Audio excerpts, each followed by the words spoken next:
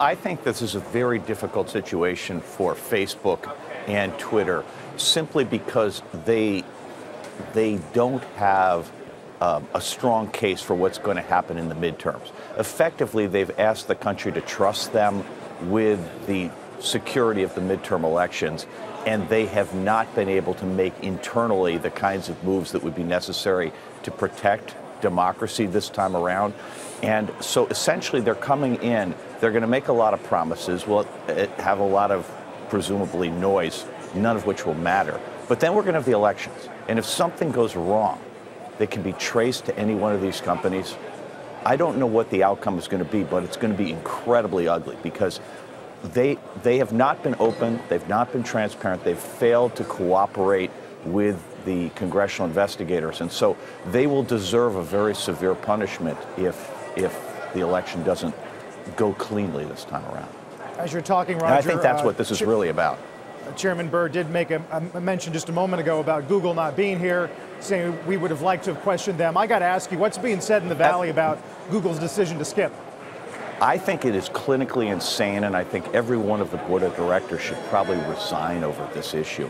I mean, seriously. No, I'm saying, think about this. Think about this. This is so irresponsible.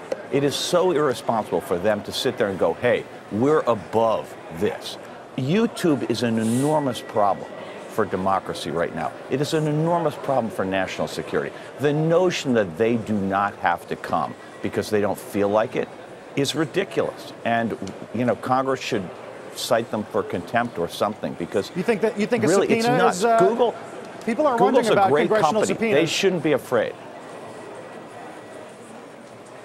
You think there's a chance they're forced to testify down the road? I don't know, and I don't actually think it matters. If things go wrong in this midterm, if everything goes smoothly in the midterm, then everybody's going to escape. But if something goes wrong, and any of it is attributable to any of these companies, I mean, what is the country supposed to do? There's no way we give them a pass a second time, and nor should we give them a pass.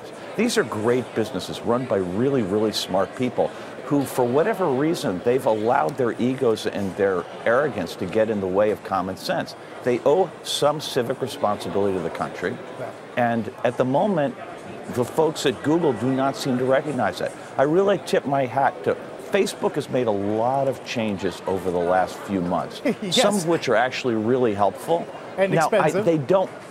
They haven't done the things they really need to do to change their business model to actually protect elections, but they are, I can see that they're sincere about what they're doing. What Google's basically saying is, hey, none of this applies to us, and that's nonsense.